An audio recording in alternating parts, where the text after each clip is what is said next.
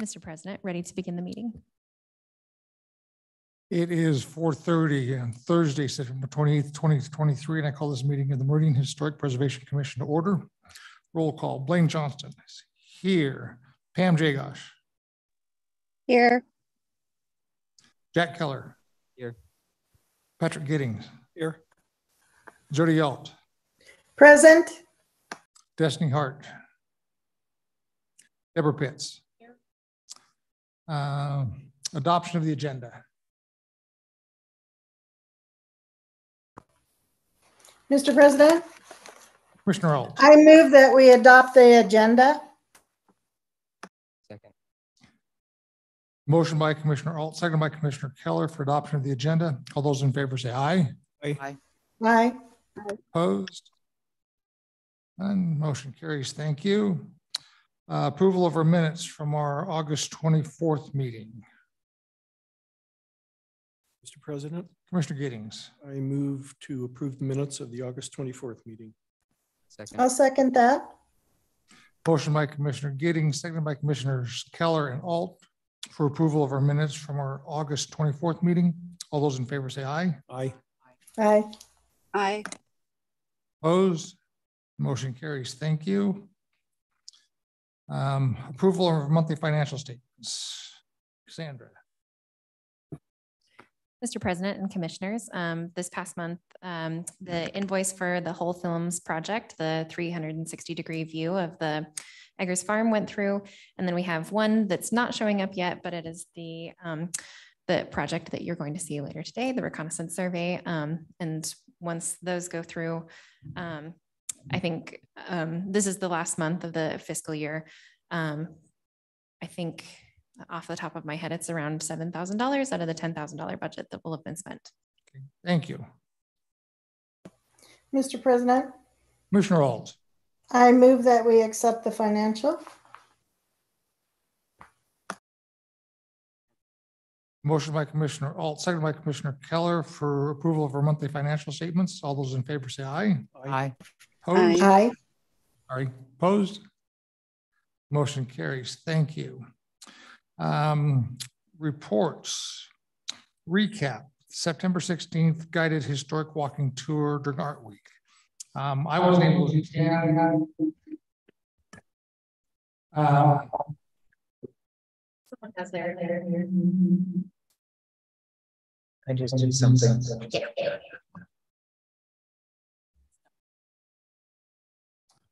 But I believe that Commissioner Gidding and Pitts attended. So if you guys could give us your thoughts on it. I thought it was a great tour. One of my friends who's Craig Burke, state senator, he and his friends, they really enjoyed it as well. It just gave a really good highlight into the city of Meridian, and you did a great job. Yeah, I would second that. I was there and my wife was there, and we both thoroughly enjoyed the tour. I think it's something we should do a lot more often. So I really enjoyed it too. I thought it was really worthwhile. How many people attended? I think it was total, was it 9? Yeah, I believe it was total of 9. Pretty good turnout. Good. Any further discussion on the tour?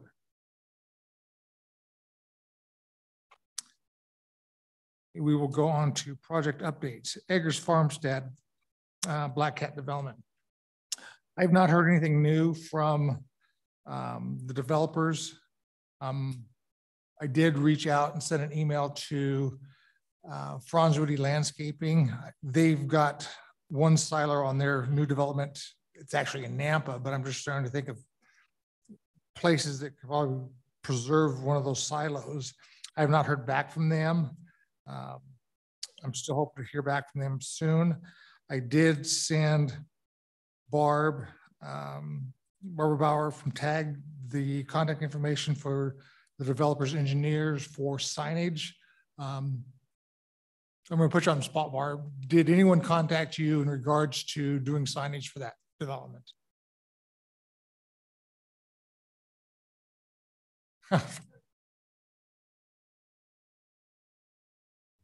Am I on? Yeah. The gentleman that you put me in touch with sent an email the next day saying he would be meeting with the developer and would get back to me. Okay. At this point, I haven't heard anything, but I thought I could follow up with an email tomorrow.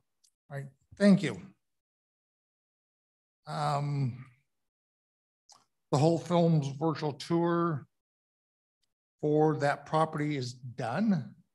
I don't know if the commission has looked at that or not. I did it, I think before he did his final edit on it, but everything was looking good on that project. So I'm real pleased with the way that turned out. Sandra, do you have any additional comments? I also was pleased with how that turned out. He added a couple things that I'd asked him to add, and it looks good. Okay. Pardon me. Any more news on the Speedway nomination? Mr. President and Commissioners, I don't have any additional updates. I think, Barbara, did you talk to Jason recently? Will you come up and give us some information? I'm glad you're here. I actually did not speak to him directly. We went by email a couple of times, but we were at the Historic Sites Review Board on Saturday. And before they started their presentation and went over the current nominations, they did bring up the Speedway, and they did say that there were only a few changes. I think it's basically Section G that we had assisted them with. And on his return from Wallace this week, he's supposed to be completing that. Okay. So supposedly, they said it should be going through. So SHPO's done supposedly, and they're going to send it back to National. SHPO is finishing Okay. this week. Jason said he's on it this week. And once that is done, they will resubmit it. It doesn't have to go through another approval. The Park Service should approve it based on the changes they requested. That's my understanding from Jason and from Dan Everhart. Thank you.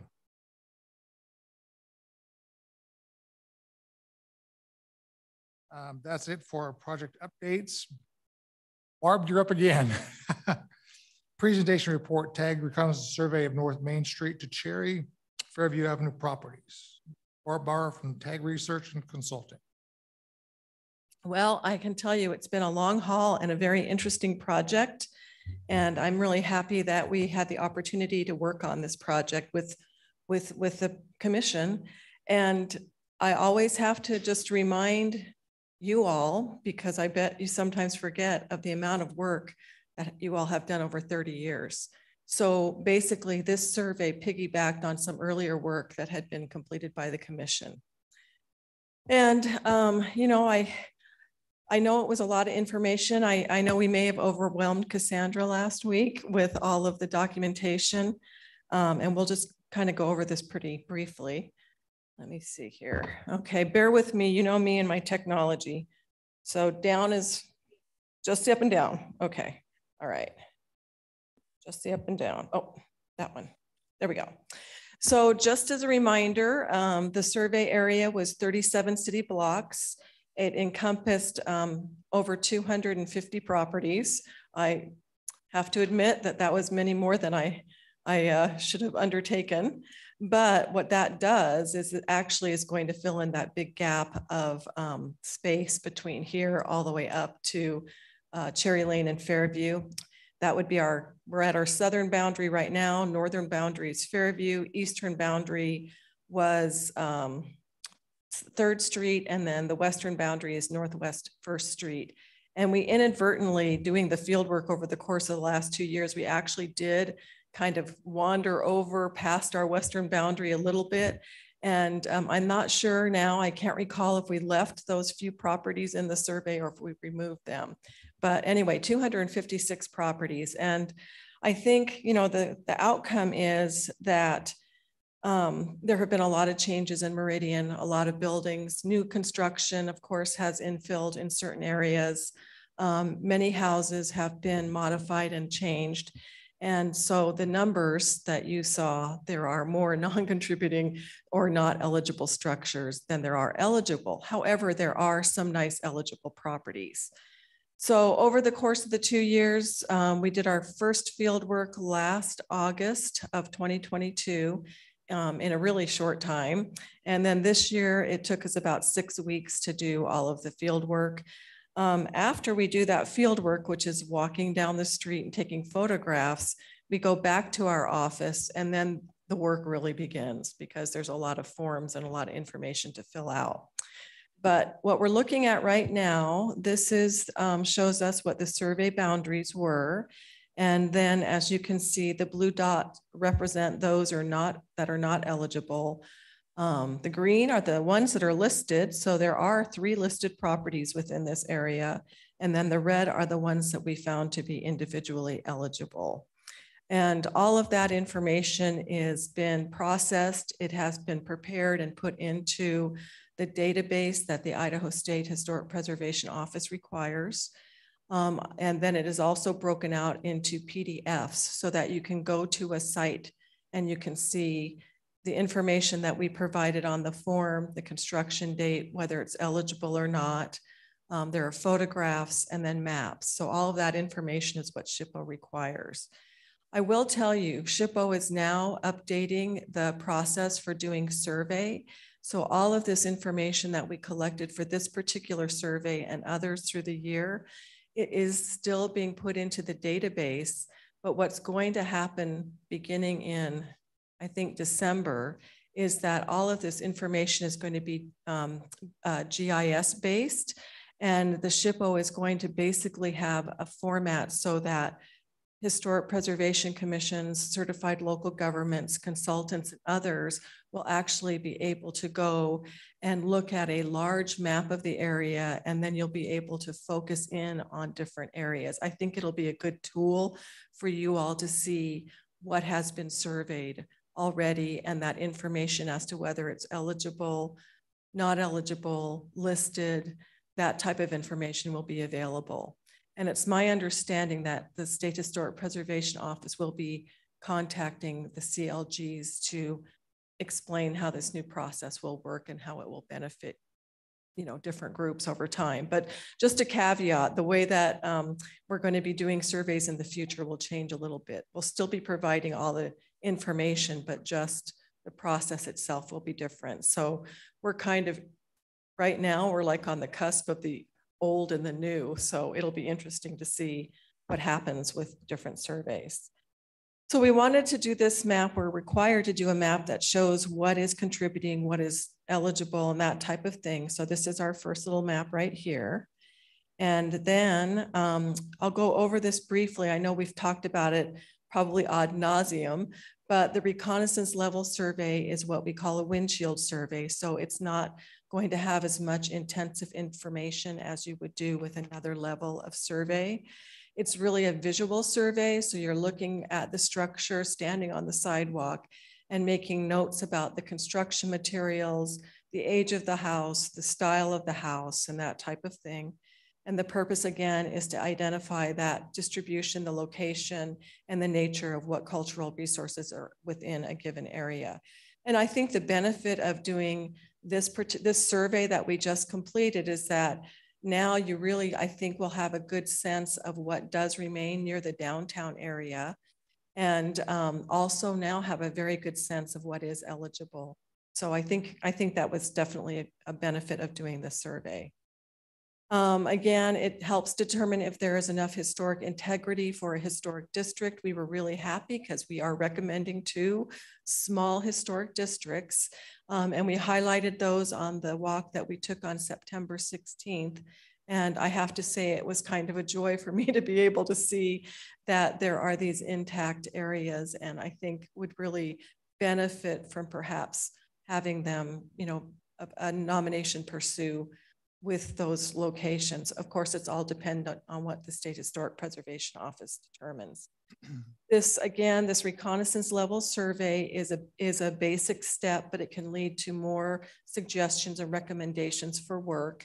And as we go through this little report there, we do have a recommendation for further work that we think would be beneficial for the commission to pursue. And then I thought I had taken this slide out, but we'll just walk on down the street. So we're conducting our survey. We're looking at the buildings. We're doing our mapping. When we get back to our office, we do the database entry. We do basic research. However, it's really hard for us, especially on those properties that we think are eligible, not to include some information. And Elizabeth spent considerable time doing research on those properties for especially the North Main Street district. A couple of those properties, of course, have been previously surveyed, but she really worked hard to provide a lot more background information. So I think that will be useful for everyone. And then again, what are we documenting? The property address, that description, materials. We evaluate the condition. We determine on site, you know, we look at that and we give sort of a, we basically make a decision as to looking at it, do we think it's eligible? But then when we go back to our office, we do further work. And then again, that contributing and non-contributing. And then this is going to change as well. Digital images will still be required for future surveys, but we're going to be able to use our phones, supposedly. So that's going to be pretty exciting instead of having to lug around our cameras. But you'll see as you look through those PDFs that a minimum of 2 photographs are required per site. And I think on a couple of them, if they were complex, a couple of the buildings were a little bit more, you know, they had a few more outbuildings or whatever. And so we tried to make sure we got all of those buildings or structures that were on the site. So, and that's going to be really important because I think this is, again, a tool that you all might be able to find a way to use some of these images and things and other work that you may be doing or thinking about doing. And then again, we have to record them on the local maps and also on Sanborn maps if they're available. So when you go through those PDFs, you will see that there is a portion of the survey area that did show up on those early 1912 and 1920 fire insurance maps. I don't believe the whole area was within the Sanborn maps, but those that you know, are in that area, we have to include that information as well. And the condition guide, I mean, this is just, again, something that we use in the field to determine if something is excellent, good, fair, or poor.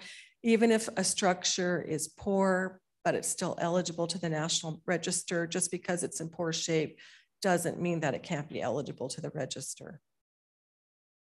And again, I think we went through this earlier, but we use National Register Bulletin number 15 and follow their guidance on how to apply the criteria for evaluation. And I know we've gone over this a couple of times.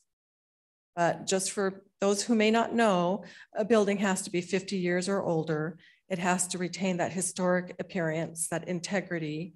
It has to be historically important, which we call significance at a different level. And of course, for Meridian, the buildings that we found to be eligible are really eligible because of the fact that they're related to the history of Meridian or to Ada County. And then we have our different criteria. Criterion A is the association with events that have made a significant contribution to the broad patterns of history. And again, what we typically see around Meridian is agriculture, irrigation, settlement. Criterion B is association with the productive lives of persons significant to our past. And we don't often have that criteria in Idaho. Perhaps if we lived in Virginia or Washington and George Washington slept there or whatever, would make a difference. Criterion C is basically the criterion for architecture, and that is a distinctive characteristic of a type, a period, a method of construction. And then criterion D has to do with archaeology, and those are properties that have yielded or may likely to yield information that's important in pre-contact or post-contact archaeological sites. So we don't typically have anything to do with criterion D with the work that we do. And again, this is the big thing. The contributing building is one whose construction date falls within the proposed historic district's period of significance. And then again, it must contribute to that overall feeling and quality of the potential historic district and retain a high degree of materials and design. And we felt that especially the North Main Street area, those houses, those structures there did retain that high integrity. The setting, I think we talked about it on our tour, but just the landscaping, the setback of the houses, the trees, all of that still gives you the feeling of when those homes were first constructed in the early 1916, 1920, and then through until the 1950s. And then there are a lot of buildings that are outside the period of significance. So that's going to be the 50 years. So we're going back. I can't believe it. I'm going to say it. 1973 is, you can be on the National Register if you were born up to 1973. So that's the same with the buildings. But then those buildings that have been altered with the, the reuse of materials, vinyl windows, if it's an incompatible remodel, all of those will detract from it being, contributing. So that's why so many of them, unfortunately, were non-contributing. And then our survey findings. Again, these two earlier surveys we did encompass some of the buildings, especially in phase 2, from the survey that was done in 1987 and 1988 by a group of dedicated volunteers from the commission. And those were looking at properties that were built before 1925. They didn't really look at anything after 1925, and nor were those properties evaluated for National Register eligibility. So when we came across those properties in our survey, then we updated the form to reflect the information and also to have a determination of eligibility. And then Emily Pizzo did a reconnaissance survey of neighborhoods surrounding this area in 2005. And so that's where we had our crossover with a couple of properties. But overall, we did 256 properties, 59 were previously recorded. And so really, I mean, we did over, almost 200 that hadn't been recorded before. So that's going to be useful, as you're looking at the development of the community and what's eligible and what's not. And then the two potential historic districts are, of course, the one on East Idaho Avenue, the block of buildings on the north side of East Idaho Avenue, all appear to be eligible for listing. And it's a snapshot in time. If you were to bring folks on a walking tour, you could show them a photograph of that side of the street and it would basically look the same. So it retains its integrity of setting. It retains its integrity of location. Most of the buildings retain their integrity of materials and design. There are a few changes here and there, but overall, all of these really do still reflect that architectural style in which they were originally constructed. And I just had a couple of the examples here. I just love that Idaho building though. That's one of I just love that one. So those two are, 7 buildings on that block that are eligible. So this map shows you those two historic districts. So the East Idaho Avenue district is down there at the lower half of the map. And then the North Main Street one you can see is in the middle, basically in the middle of this map.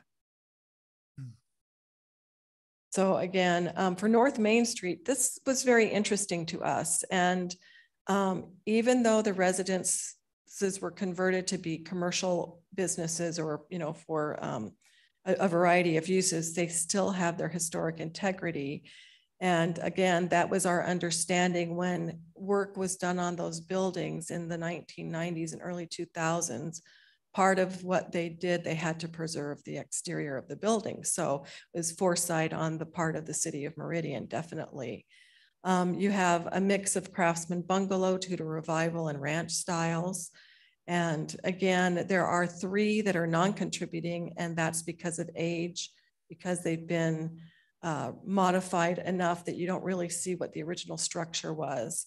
And yeah, one of them is brand new. I think it's the Cattery. I think it's a new construction. It's an attractive house and fits in with the feel of that block, but it is a modern building. And so I just went through, and these are our structures. Yeah, I mean, this one, beautiful bungalow. It retains all of those nice elements. So this one was contributing. Epi's, of course, which is another bungalow. I think we talked a little bit about all that bungalow style when we did our tour. And most of these buildings are plans. They were built from plans that you would get from a lumber company, and they're very similar. This home, of course, is already listed on the National Register, the Clara Hill House, and it's listed under architecture because it's an outstanding example of the craftsman style. I love this one too. And this one is individually eligible as well as contributing. And again, I mean, we have such a nice variety of the bungalow. I think it's really a great representation of those different styles. And this one, we said it's contributing. It's no longer used as a church, but we felt that it still does retain enough of its integrity that it could still contribute to the historic district. The windows have been changed a little bit, but overall, it is such an unusually, you know, the architectural style is unusual for Meridian. So we are saying it's contributing. Jupo can argue with us if they would like. The lighting building, this one, it was originally brick. The window, you know, it's just had a lot of changes. So this one is non-contributing in our opinion.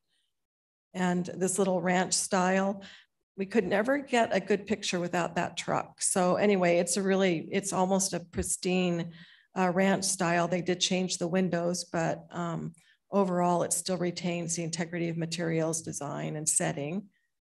And of course, the funeral home is just a lovely example of a Tudor revival building.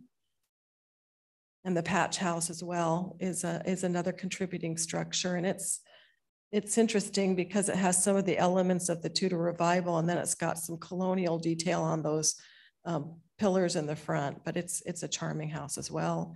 And then the Calico Cattery is a new swing on the Craftsman bungalow, right? The 21st century take on that. And this one is non-contributing, of course, because as you look at that, you can see that it doesn't reflect, probably its original style had some more Tudor revival elements that you don't really see on the structure anymore. And of course, another wonderful Craftsman bungalow, and it is also, in our opinion, individually eligible. And this one, we did include it, we talked about it, but it is a nice example of you know, the ranch, a flat ranch tile house, and it's got that great brick and some other details on it. So we decided it was contributing. So our recommendations for further work, and you all have, I know, a lot of ideas and projects that you're going to be working on, but we do think it's important that perhaps some work could be done to follow up on those workers' cottage that Lila Hill identified. And in the report, we talk a little bit more about that. And those are just those small vernacular, no style square buildings, often with a little hipped roof, that in the research that she and others did early on are really important because so many of the creamery workers and other people lived in those houses. So it might be really interesting for you to somehow or another find a way maybe to do some more work or identify where those cottages were and who lived there. And that could be a partnership perhaps with Boise State University and their history department. Perhaps there's someone there who would be interested in pursuing that on the class level or as an internship.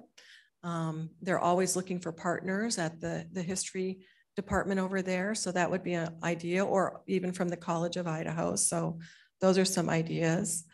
That west side of Northwest 1st Street, really that is post-World War II housing, and we didn't wander too far out of our survey area, but it might be worth either just a drive-by going through the area one day in a car just to see if what we believe is true is that there would be a high percentage of, you know, minimal traditional and ranch style that you may want to look at because it'll fall within, you know, this 50 years that we're looking at.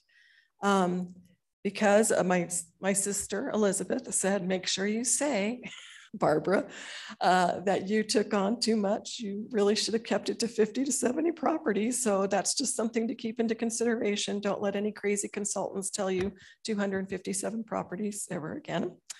And I guess the other thing is I understand you're possibly looking ahead to doing a preservation plan, updating the plan that was done 10 years ago. I think that is an excellent idea, because that plan will really, I believe, help set some goals and help guide this group for the next 10 years. And whomever does that project, they will be looking back at all of the work that you have done. And they will be talking with people, with you all and other public meetings to kind of get a sense of what future work may be considered. So we really appreciate the opportunity to work with your group. You're always so kind to us and very interested in the history of your community and have done so much to preserve it. So thank you for letting us be part of this. We really appreciated it. But if you have questions for me, I'm here to answer what I can, or if I bored you to tears. But yeah, do you have any questions for me? I'm gonna let everybody else. I've got a few questions. I'm gonna let Okay. everybody else go first with that question. I don't know if this is an appropriate question or not, but how do you get to a historic district? There will be steps that you follow. There will be some steps that you follow that you can do. You can do a nomination, and as a commission in your regulations, I believe you've already agreed to having historic districts, right? I'm trying to remember what it says in your guidance, but the next step would be to, if SHPO concurs, see, this will be the thing, whether it's, you can do local historic districts, which the city agrees on themselves, or you can go to the National Register level of a historic district, which would then include that recordation on the National Register site forms, and then go through the Historic Sites Review Board and then be accepted by the National Register. But I believe, and I'm looking at Bill, I believe that as a community, you can determine a local historic district.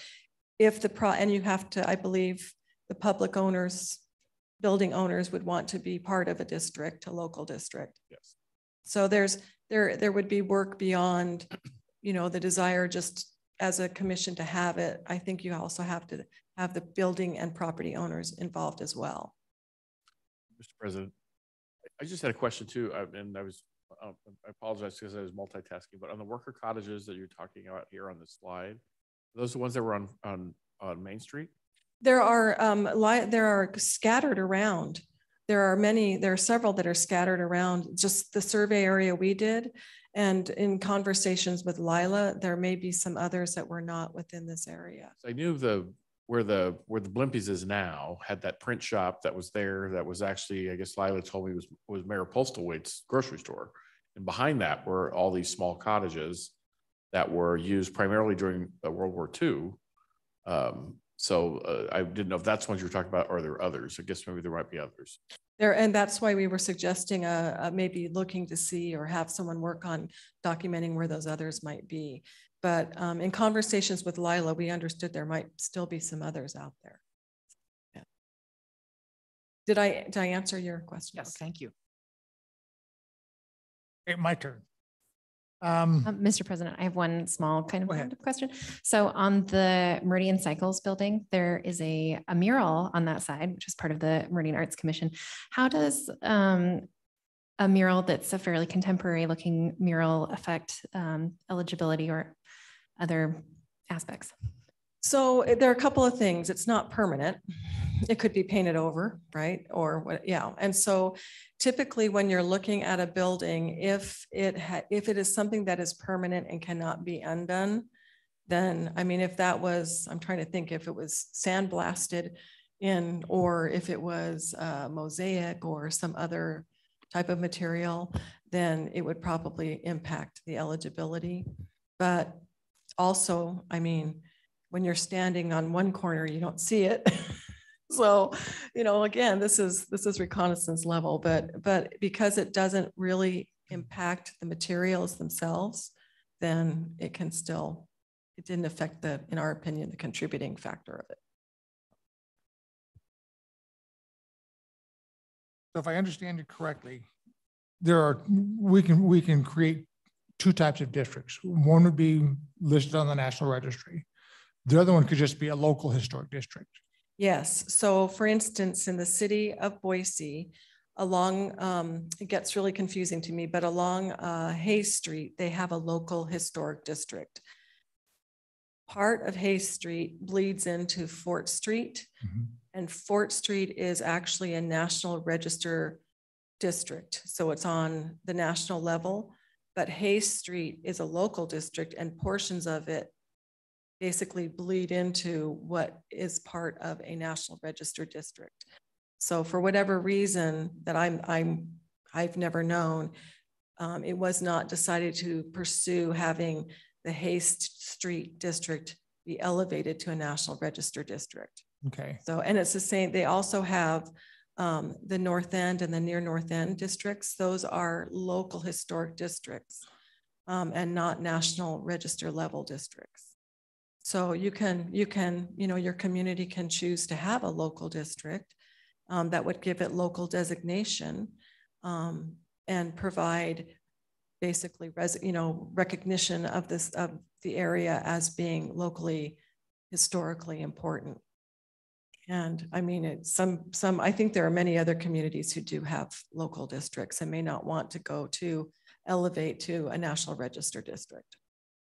And again, if it is, it depends on the community. There are guidelines if you live in a historic district in the community of Boise, or even if I was living in New Orleans or wherever, if you have a historic district, often there will be guidance on what people can do to their homes. It doesn't prevent someone from making changes to their property or to their house, but there would be guidance on if you wanted to replace your windows, there would be suggested guidance on how you might want to do that.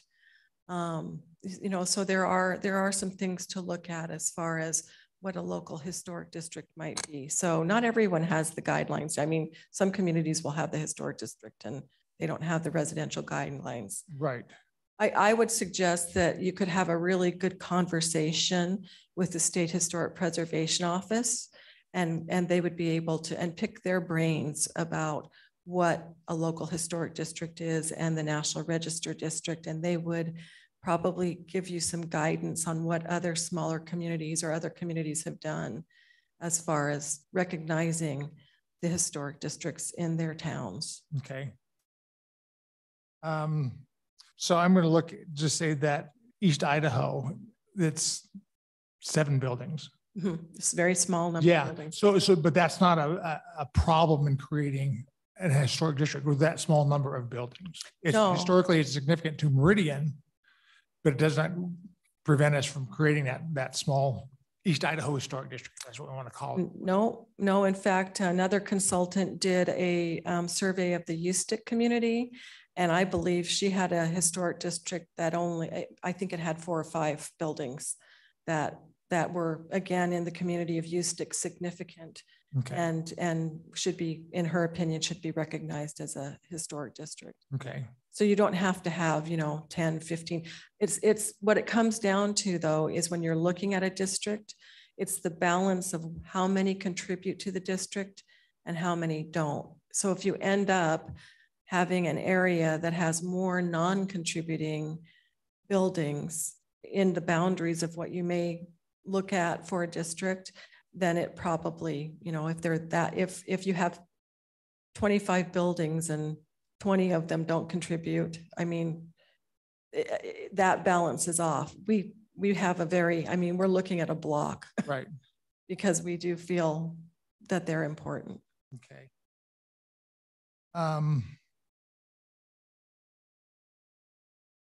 So in your survey and on your sheet that you gave us, and I'm just going to pick one. I'm going to say, look at Epi's. It's in that middle of that North Main area. The building itself is not eligible. I'm assuming because of changes to it, but that because it meets the architectural style or age of the rest of those homes, the styles, the size of those buildings are all typically the same. There used to be homes, but they're all different styles, but they all contribute to that historic district. So that would be the contributing factor. Yes, that's what we looked at. So we looked at the massing of the building. So they didn't put a second story on that building. So when you look at the building, you still get that essence of the craftsman style. I can't remember if that's one where they enclosed a porch or something. Yes, and they did something at the rear, but when you look at it, you still feel the sense of its original style, its original massing. even its setting still retains that setback, and it still has the trees around it. So when we were looking at what was contributing, those were the sorts of things that we looked at.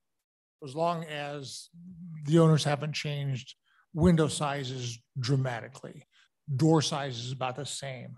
All those are contributing factors. Right. Okay. Oh, now perhaps they could have, I mean, if they had closed in like the windows on the front and enclosed the front stoop or whatever and used a different material on the exterior, that might have kicked it out of being non-contributing. Okay.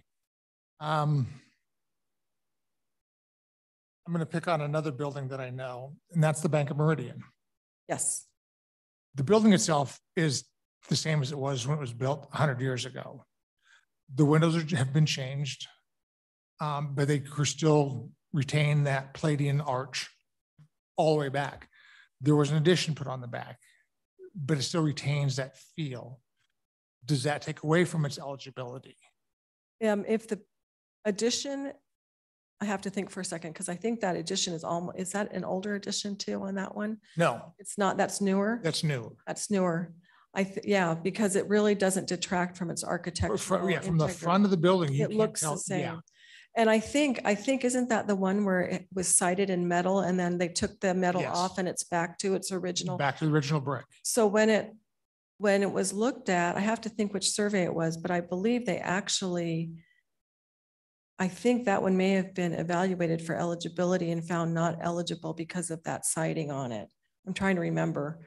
It's a lot of buildings, bear with me for a minute, but it is, I mean, so that was something, it wasn't permanent, Cassandra, so they took that off and underneath it still has that original brick. Mm-hmm.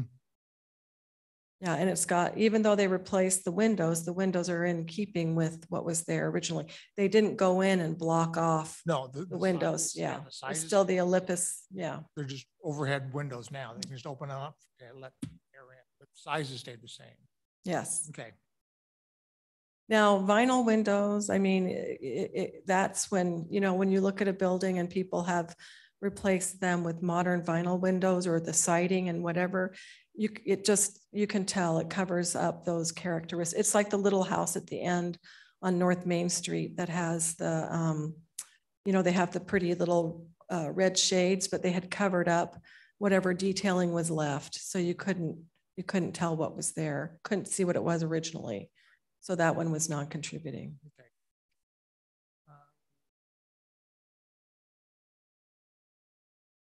That's all my questions. Anyone else? Well, thank you all again. And Elizabeth and I are available to answer whatever questions may come up or conversations or whatever. So, thank you. Thank you.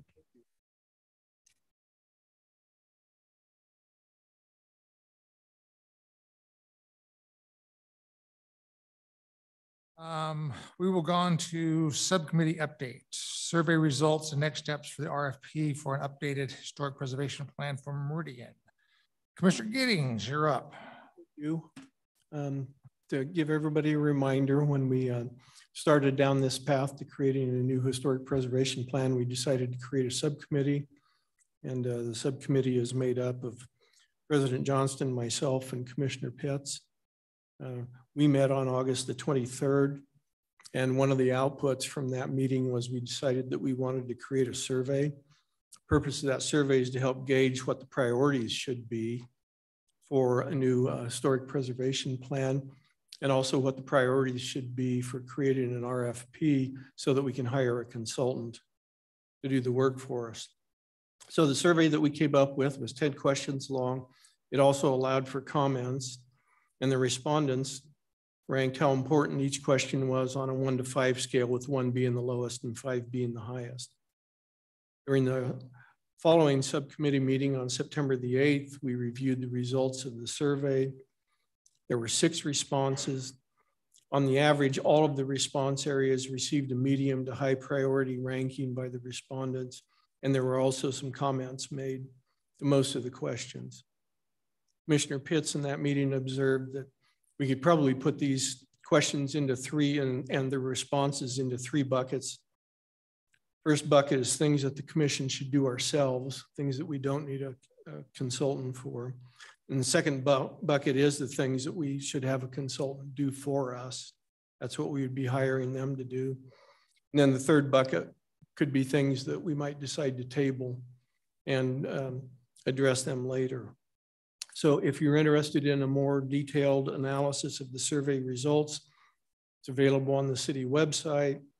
And if anyone has any questions about that, they can reach out to myself or the other members of the subcommittee, and we'll try and answer those questions. Also, during our subcommittee meeting on September the 8th, we developed a rough outline for an RFP document that the city will use to secure the services of a consultant. It's the commission's job to create that RFP. The RFP has to be approved by the city, and I'll get into that a little bit more in a second here. The outline is comprised of 10 sections, and so the three of us on the subcommittee, we decided to divide and conquer, so we divvied it up. So I'm working on parts of it. President Johnson's working on parts of it. Commissioner Pitts is working on parts of it. The subcommittee will meet next on October the 3rd, and we're going to review the progress on that draft at that time. So our next steps are to continue to work on an RFP, and then we're also going to work on submitting a grant application to SHPO. Grant application period, as we learned this morning, has changed, and it's now, the grant application period is November the 1st through January the 31st. So in summary, our plan is to apply for the grant and have the RFP ready in anticipation of receiving the grant money. So that's my update for this month, and I'll open it up to any questions or comments that anybody has.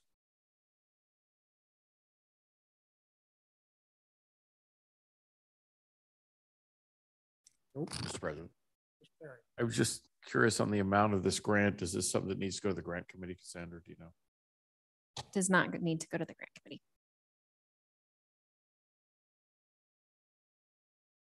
Great. I have a question. Yeah. All right. Turn it back to you, Mr. President. I think for future meeting topics, we'll go ahead and continue basically everything we've got. Any more updates on the Acres Farmstead and the Speedway nomination. And then our RFP for preservation plan.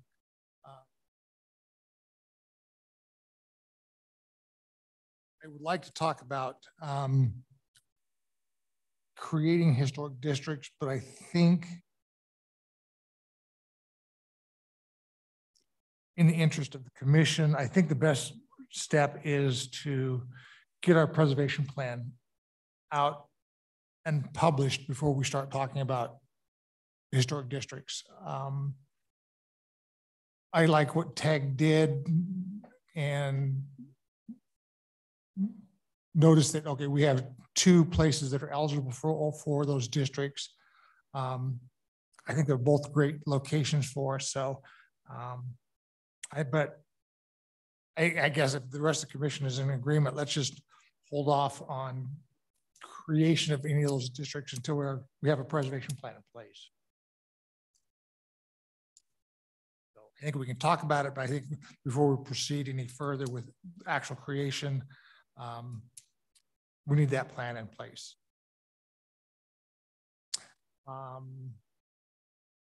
Anybody else have any topics they want to talk about next month? With that, our next meeting will be October 26th, 2023. Mr. President and Commissioners, I just wanted to go back to one of our first items, which was the financial statement. I looked it up and I misspoke about the dollar amounts. So we're currently at $6,100 of our budget spent, and then we have another $2,500 left for the survey. So we will have spent $8,600 out of a $10,000 budget for the year. And then the October one will again have a $10,000 budget for fiscal year 2024. Okay, thank you. Sorry about that. No worries. Do we have a motion for adjournment? Mr. President, Commissioner Alt. I move that we adjourn. Second.